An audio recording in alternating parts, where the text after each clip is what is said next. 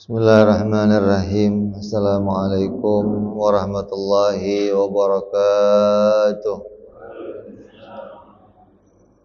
Al-Fatiha ila ruhi sayyidina wa habibina wa syafi'ina wa maulana Muhammadin wa ala alihi wa ashabihi wa azwajihi wa dhurriyyatihi Allah ya'ali darajati fil jannah فينفعنا بأسرارهم وأنوارهم وعلومهم ونفحاتهم وبركاتهم في الدين والدنيا والآخرة فيجعلنا من حزبهم يرزقنا محبتهم ويتوفنا على ملتهم ويحشرنا في زمرتهم بالعافيات والسلامة ثم الفاتحة صاحب الكتاب ثم إلى سيد بشرها ثم الأحبة عبد الله بن محسن العطار ثم إلى شيخ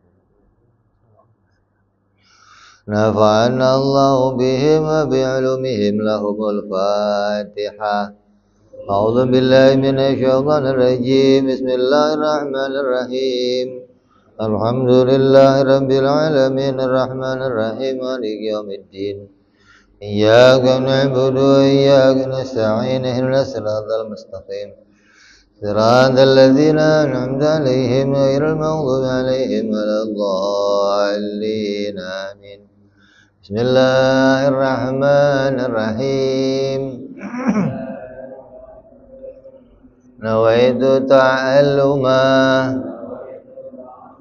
وتعليما وتذكرا وتذكيرا والنفعا والانتفاعا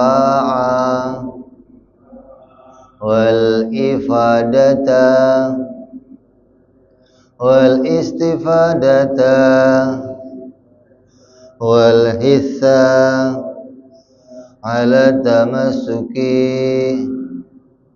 بكتاب الله وسنة رسول الله صلى الله عليه وسلم والدعاء إلى الهدى والدلالة على الخير ابتغاء مرضاته وقربه وثوابه وحسن الخاتمة مع اللطف والعافية وصلاح العاقبة.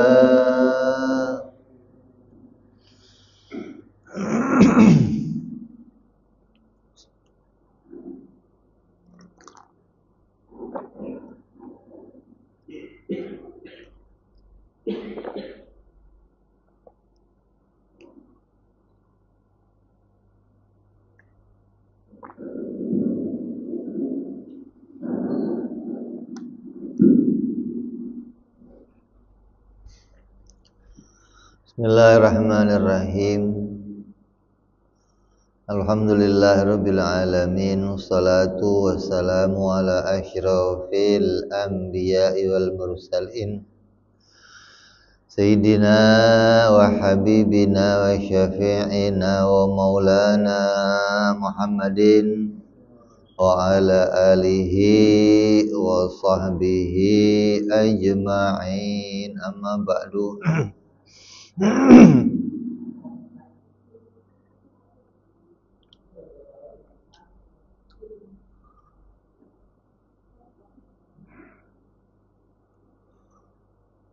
Qala musanniful kitab rahimahullah wa nafa'ana bihi wa bi'ulumihi fid darain. Allahumma aftah qulubana futuhal arifin wa bihikmatika wansur alaina birahmatika ya arhamar rahimin ila anqal. Kemarin fatonah udah ya? Hah? Belum? Sifat yang terakhir bagi para nabi yaitu fatonah. Artinya fatona adalah cerdas, Semua nabi pasti dijadikan oleh Allah menjadi orang-orang yang cerdas. Artinya cerdas itu akalnya berlipat-lipat ganda dari manusia yang lain. Artinya fatonah itu, nabi itu orang yang selalu siap untuk berargumentasi. Nabi itu siap menjelaskan kepada kaumnya tentang agama yang dibawa. Jadi Nabi itu bukan hanya sekedar mengajarkan akhlak. Kan seringkali kita dengar orang itu harus punya akhlak kayak akhlaknya Nabi Muhammad Shallallahu Alaihi Wasallam. Nabi itu nggak cuma mengajarkan akhlak, Nabi juga orang yang cerdas, artinya orang yang bisa berargumentasi untuk menjelaskan tentang kebenaran agama Islam. Kalau bagi seorang Rasul disebut namanya kesempurnaan fatonah, kamalul fatonah. Jadi cerdasnya Nabi itu sempurna. Sempurna itu tidak ada satupun orang yang bisa lagi membantah apa yang dikatakan oleh seorang Nabi. Kalau Nabi sudah berargumentasi, mereka nggak bisa membantah. Mereka nggak bisa menolak. Kalaupun mereka menolak, maka penolakannya karena hawa nafsu gitu loh. Bukan karena akalnya menolak kebenaran, bukan. Tapi hawa nafsunya yang nggak mau menerima apa yang disampaikan oleh seorang Nabi. Fatonah ini sifatnya Nabi semua, dari Nabi Adam sampai Nabi kita Muhammad Sallallahu Alaihi Wasallam, semua dibekali oleh Allah sifat-sifat fatonah. Mereka bisa menjelaskan kepada kaumnya tentang kebenaran bahwa apa yang diajarkannya adalah sesuatu yang benar. Yang diajarkannya, yang dibawanya sesuatu yang betul-betul dari Allah Subhanahu wa Ta'ala. Dikatakan wala yantiqu anil hawa in huwa illa wahyun yuha. Nabi itu nggak pernah mengatakan apa-apa kecuali itu betul-betul wahyu dari Allah. Maka ini dijelaskan oleh para nabi. Di antara yang disebutkan dalam Al-Quran seperti Nabi Allah Nuh alaihi salam. Nabi Nuh itu berdakwah kepada umatnya berapa tahun? 950 tahun. Setiap umatnya membantah, dilawan. Tiap umatnya itu nggak mau menerima, dia lawan. Sampai umatnya nggak bisa lagi membantah perkataan Nabi Nuh, tapi nafsunya nggak mau menerima. Apa sih yang menyebabkan nafsu itu nggak mau menerima ajakan Nabi itu apa? Hah? Gengsi atau apa namanya? Fulus. Arti fulus itu ajarannya ini telah mendatangkan harta. Kayak orang-orang Arab itu dengan adanya patung-patung itu mereka sudah mendapatkan harta, pemasukan gitu loh. Kalau mereka mengakui kenabian Nabi Muhammad, berarti otomatis patung-patung harus dihancurkan, berarti pundi-pundi keuangan hilang. Atau yang menyebabkan orang nggak mau terima Nabi itu apa? Kebebasannya hilang. Yang dia tadinya tidur bebas, mau bangun jam berapa aja, yang tadinya nggak punya kewajiban bayar zakat, ngeluarin duit, yang tadinya nggak ada kewajiban untuk berpuasa Ramadan, bebas mau makan apa aja, ketika dia ikut agama kebebasannya akan hilang. Maka ini yang kadang membuat orang tidak mau menerima ajakan Nabi gitu loh. Bukan akalnya nggak nerima, bukan, tapi mereka takut kalau kebebasan saya jadi hilang. Kalau kebebasan saya hilang, nggak ada enaknya jadi manusia gitu loh. Terikat, subuh-subuh harus ke masjid, enaknya lagi tidur. Orang pada makan, kita puasa, punya duit harus ngeluarin zakat. Ini terikat, yang demikian kadang mereka nggak mau terima gitu loh. Saya juga punya kawan-kawan orang-orang kaya Nasrani, istrinya dia Nasrani. Saya tanya, kamu agamanya apa? Saya juga masih bingung, mau milih agama mana. Kenapa? Kalau saya ikut Nasrani harus bayarnya 10%. Kalau saya ikutnya Islam 2,5%. Ini kok kayaknya mending Islam sedikit 2,5% daripada Nasrani. Jadi yang dipikirkan itu gitu loh. Kebebasan dia terikat, dia harus mengeluarkan kewajiban-kewajiban. Ini yang membuat dia kadang tidak mau masuk agama sesuatu, agama Islam atau agama yang lain. Lah, para nabi bukan nggak bisa menjelaskan. Ketika sudah berkaitan sama hawa nafsunya, ini nggak bisa dilawan lagi. Itu tergantung bagaimana hidayahnya Allah Subhanahu wa ta'ala. Kalau urusan nabinya, Nabi bisa membantahi mereka satu per satu. Di antaranya seperti apa? Ketika Nabi Ibrahim alaihi salam dakwah, diperintah Allah kepada siapa? Raja Namrud. Nabi Ibrahim ditanya, apakah kamu nabi? Ya. Tuhan kamu siapa? Tuhan saya Allah. Yang bagaimana Tuhan kamu? Tuhan saya yang bisa menghidupkan manusia dan bisa mematikan. Kata Namrud apa? Saya juga bisa.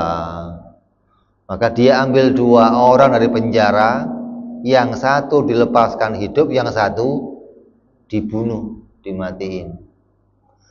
Kata Nabi Ibrahim, kalau begini bukan menghidupkan, tadi sudah hidup. Coba yang sudah kamu bunuh ini kamu hidupkan. Oh, kalau itu saya nggak bisa.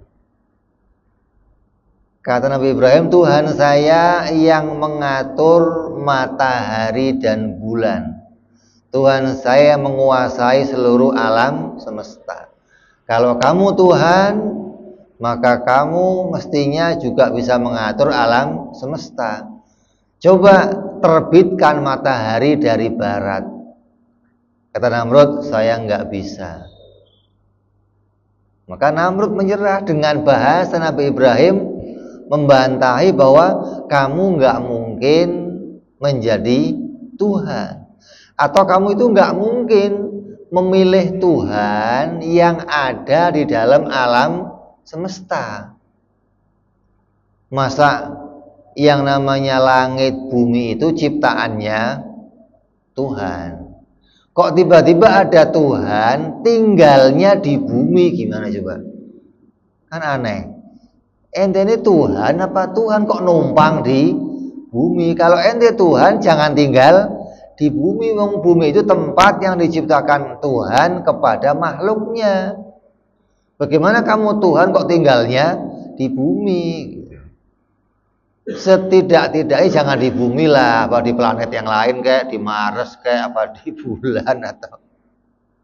Ini Nabi Ibrahim alaihissalam. Begitu pula Nabi Ibrahim menghujah menggunakan cara apa?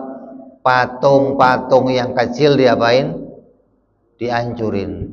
Disisain patung yang gede. Ketika Namrud itu marah, Maka dipanggil Nabi Ibrahim, ditanya, Ibrahim, apa betul kamu yang menghancurkan patung-patung saya? Bukan, yang menghancurkan yang gede ini. Tuh lihat aja goloknya ada di patung yang gede. Kalau nggak percaya, tanya saja. Ketika Nabi Ibrahim mengatakan tanya saja, Namrud marah. Apa kamu ngeledek saya Ibrahim? Bagaimana barang yang nggak bisa ngomong, nggak bisa melihat, mendengar, kok kamu nyuruh saya nanya? Kalau udah tahu nggak bisa ngapa-ngapain, kenapa disembah? Perkataan yang seperti ini itu menyadarkan banyak orang pada masa itu, hingga Namrud menjadi marah, lalu memerintahkan Nabi Ibrahim untuk dibakar. Terus Nabi Allah Musa alaihissalam, ketika Nabi Musa dakwah kepada Nabi Allah, kepada apa? Fir'aun, ditanya, Fir'aun, apa kamu Tuhan? Iya, saya Tuhan. Ana rabbukumul a'la, aku Tuhanmu yang paling tinggi, kata Fir'aun. Fir'aun, kalau kamu memang Tuhan, terus bapak kamu Tuhannya siapa? Masa ada Tuhan lahirnya belakangan? Kalau Fir'aun Tuhan, berarti bapaknya siapa? Bapaknya Tuhan dong. Dengan perkataan seperti itu Fir'aun diam, bingung dia mau jawab. Saya Tuhan, berarti bapak saya masa makhluk? Masa Tuhan dilahirkan oleh makhluk? Kan aneh. Maka perkataan yang seperti itu menyadarkan banyak orang yang kemudian tidak lagi mau mengikuti ajarannya Fir'aun. Dengan sedikit diajarkan oleh Nabi bahwa kalau memang kamu Tuhan, harusnya kamu itu yang nggak berawal, nggak berakhir. Kamu Tuhan namanya. Masa Tuhan datangnya belakangan? Tuhan datangnya setelah bumi ini ada, baru dia muncul. Bagaimana jadi Tuhan? Mestinya Tuhan itu adanya nggak ada awalnya, sebelum segala yang lain ada. Ini yang demikian menyadarkan banyak manusia di zamannya Fir'aun. Begitu pula nabi-nabi yang lainnya semua, mereka selalu bisa membantah kepada kaumnya tentang pengingkaran mereka kepada apa yang diajarkan oleh para nabi. Ini yang disebut namanya kecerdasan.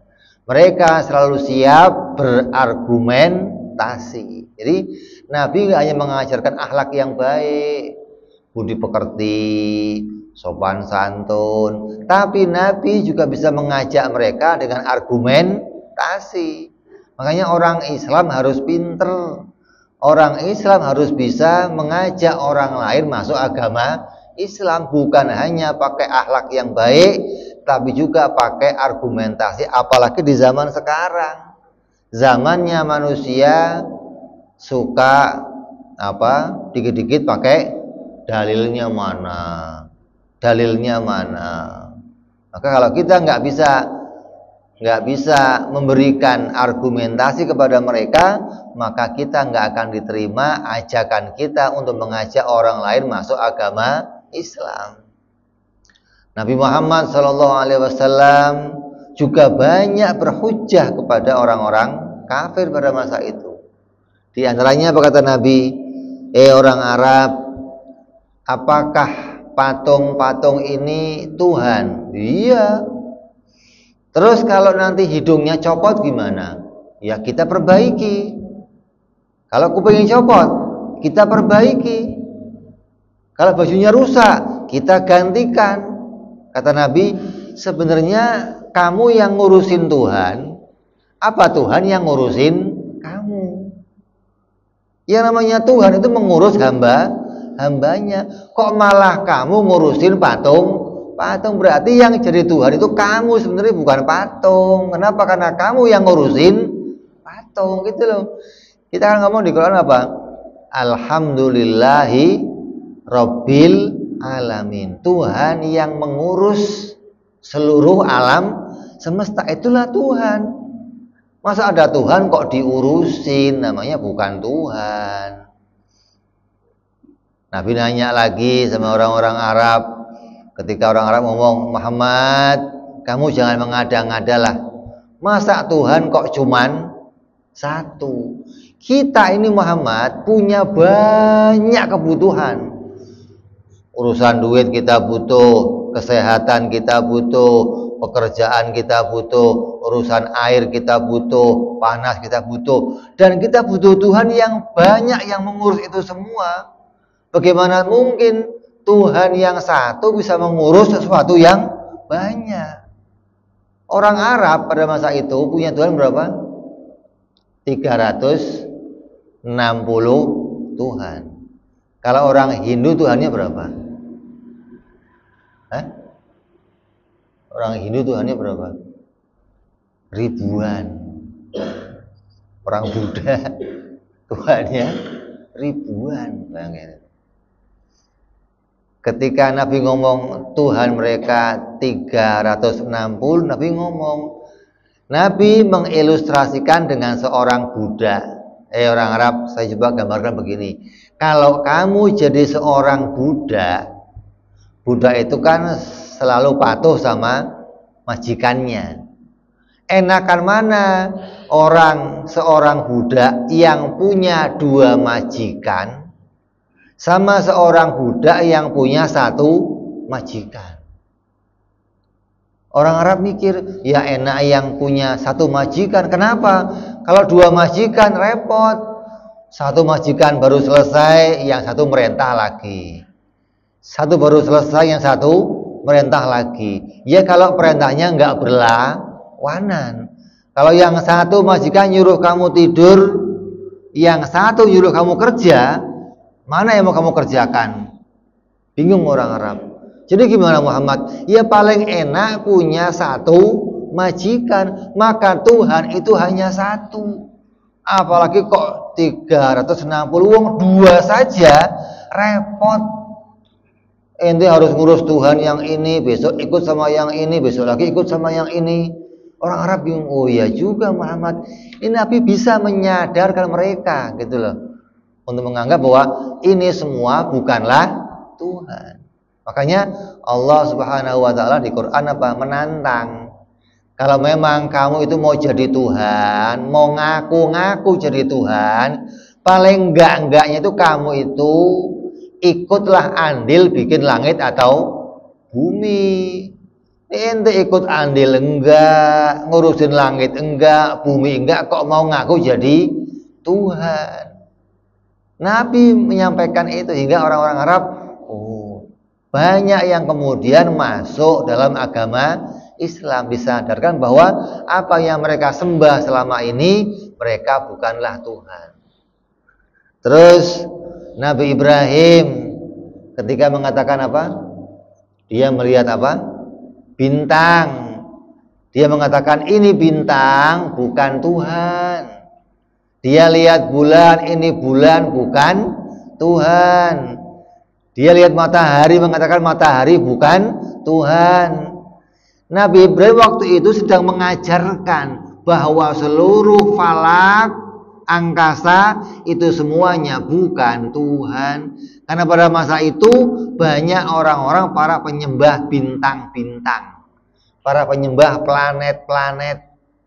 Jangan dianggap Nabi Ibrahim waktu itu lagi belajar mencari Tuhan. Ini orang-orang yang suka salah. Nabi Ibrahim lagi belajar mencari Tuhan. Dia lihat bintang, dianggap tuh bintang adalah Tuhan. Kemudian ketika pagi dia mengatakan, ini bukan Tuhan. Masa Tuhan kok kecil begitu? Dia lihat bulan, bulan bukan Tuhan. Kenapa? Ketika siang nggak ada. Waktu siang lihat matahari, ini matahari yang Tuhan. Waktu malam nggak ada.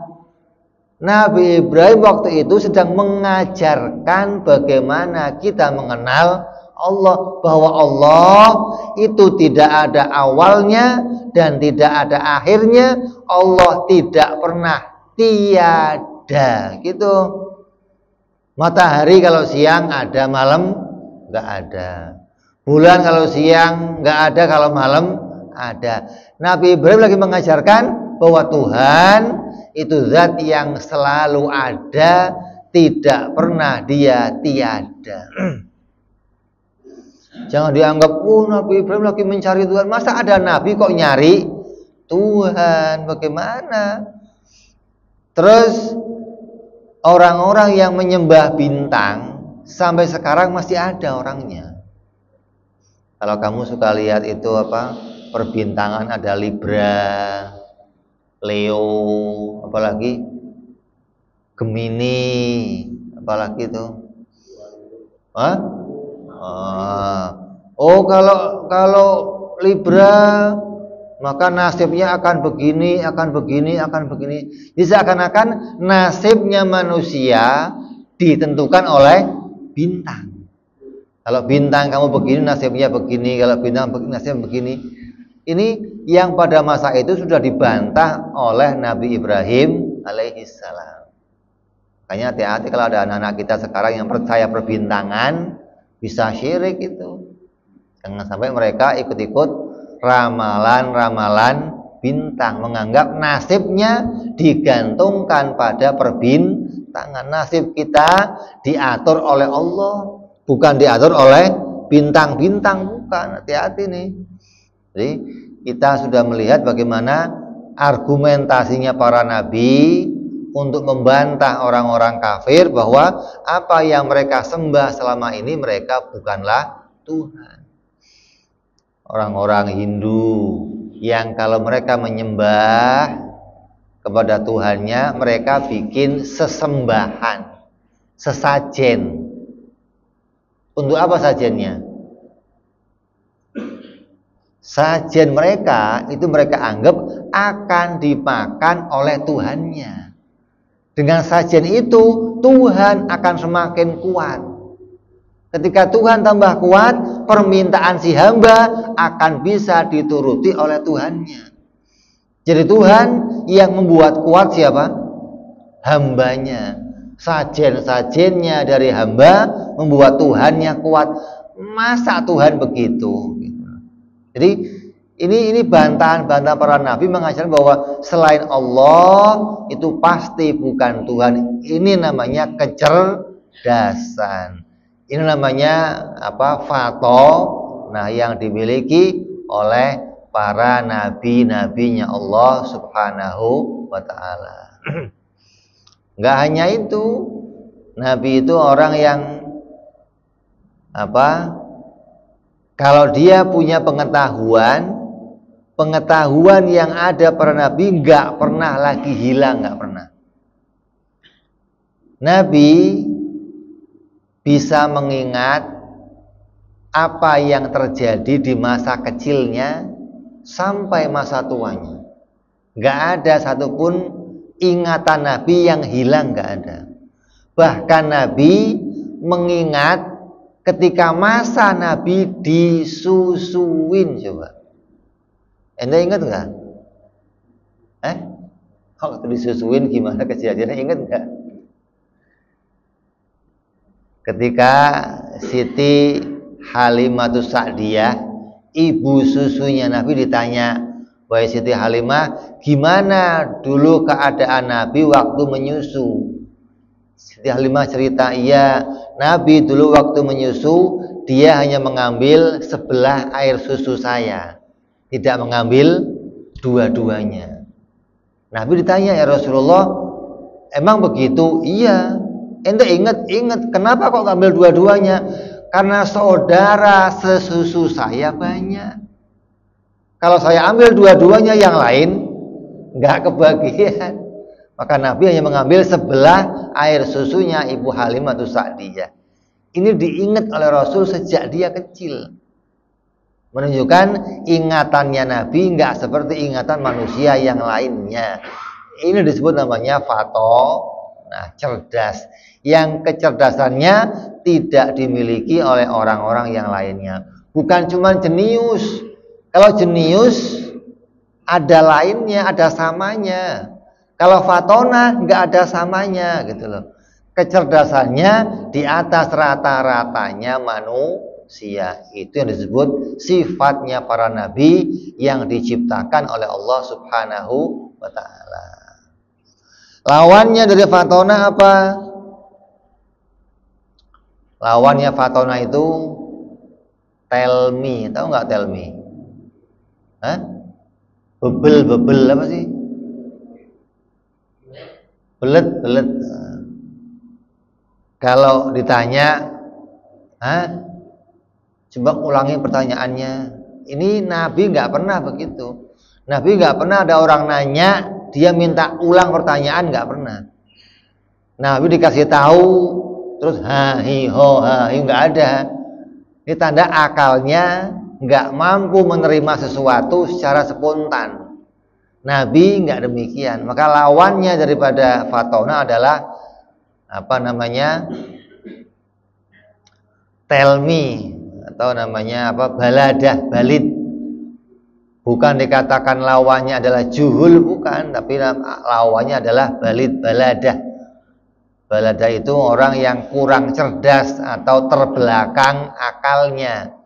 Cara berpikirnya tidak cepat seperti orang lain. Ini mustahil bagi seorang nabi. Ya. Jadi kita sudah selesai menjelaskan semua sifat-sifat nabi yang wajib kita ketahui. Dari mulai sifat nabi yang sidik, amanah, tabligh sampai fatona. Lawannya mustahil nabi itu berbohong, mustahil nabi berkhianat, mustahil nabi menyembunyikan ilmu pengetahuan, dan mustahil nabi itu balid atau bebel akalnya atau telmi. Ini yang wajib diketahui oleh setiap orang Islam. Kalau ada orang Islam yang nggak tahu ini, gimana hukumnya? Hukumnya berdosa.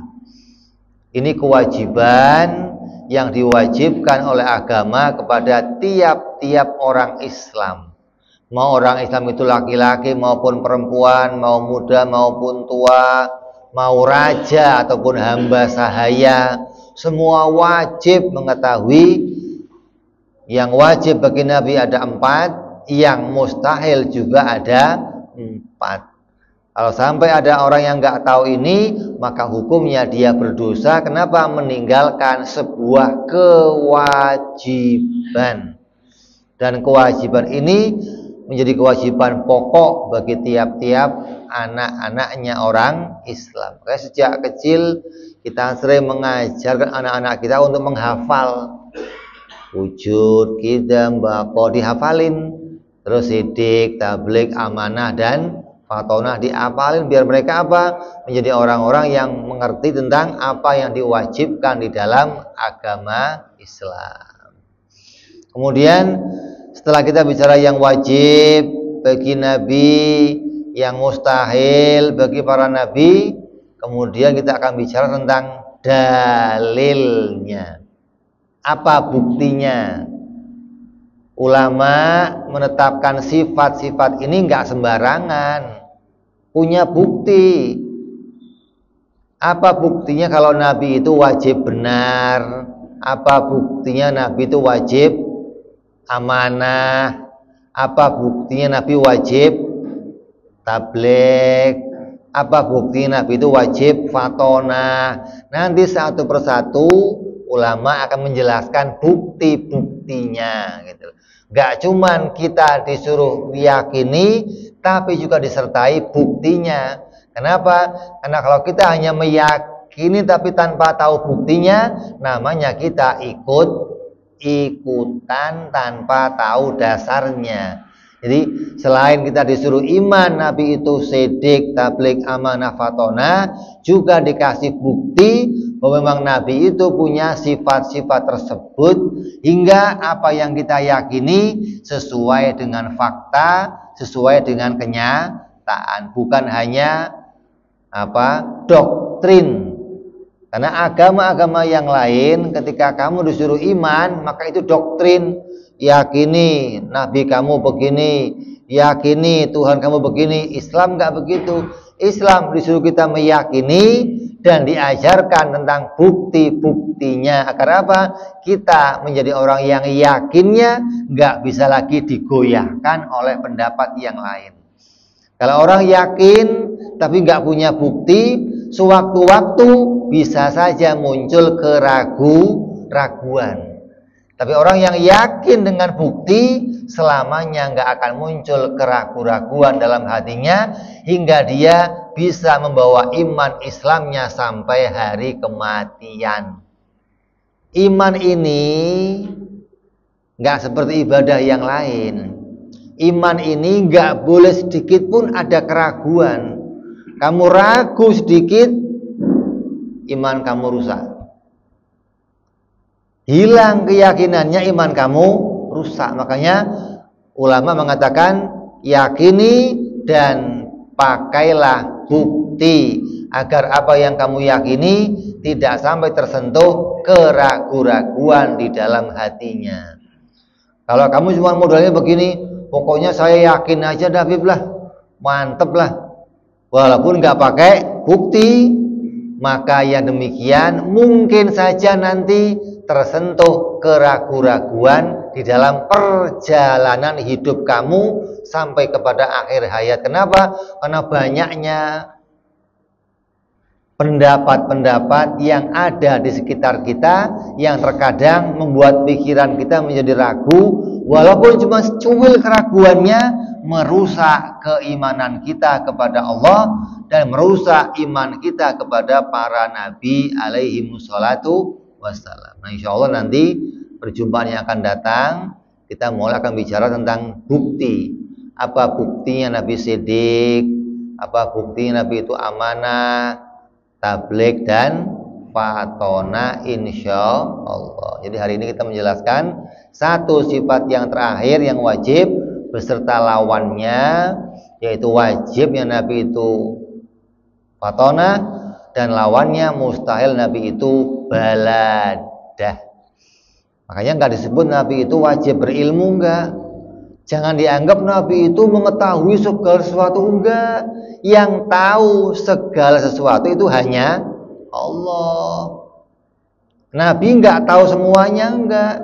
Tapi Nabi kalau dia punya pengetahuan, pengetahuannya enggak akan lepas lagi dari pikirannya. Itu namanya fatona.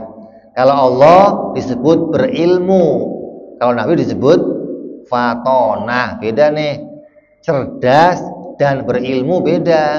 Kalau Allah berilmu maknanya apa? Segalanya Allah tahu. Kalau Nabi fatona, cerdas, berarti ada yang Nabi enggak tahu. Jangan dikira oh Nabi itu tahu semuanya, enggak.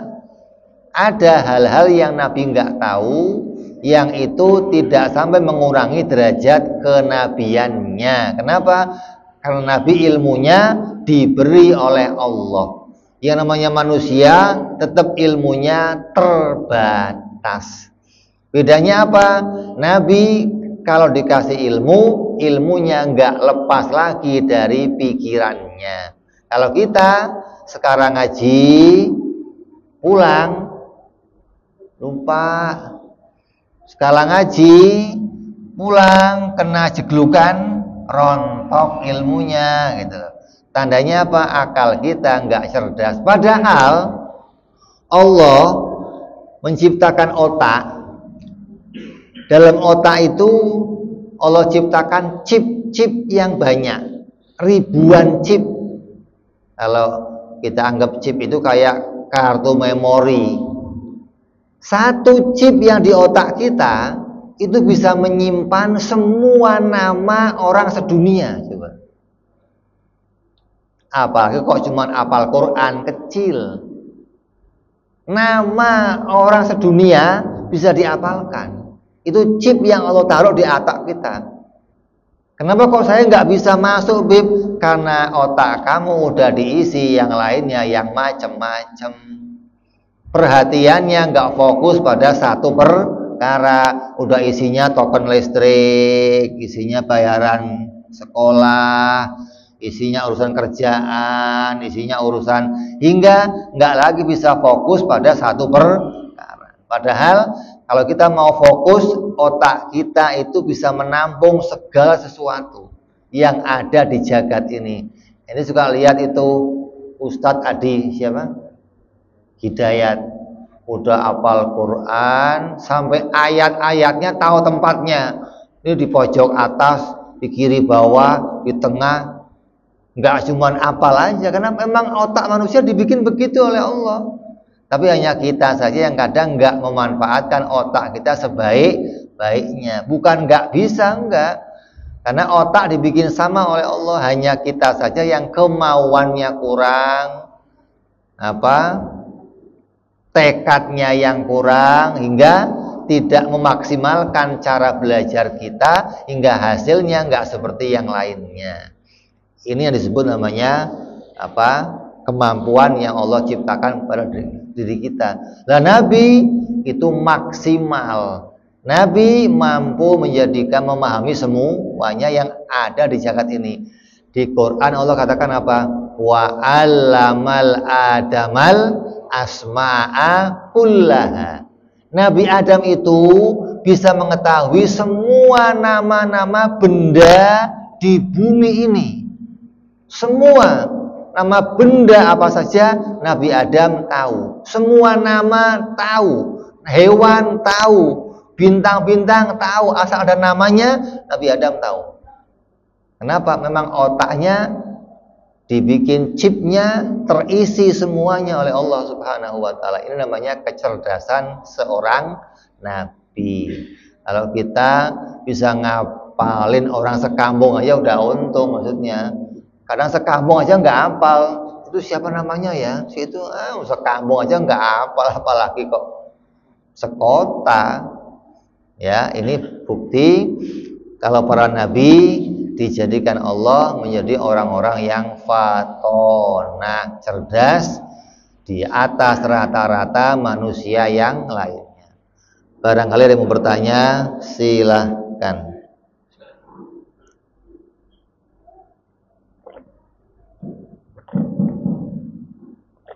Alhamdulillahirrahmanirrahim.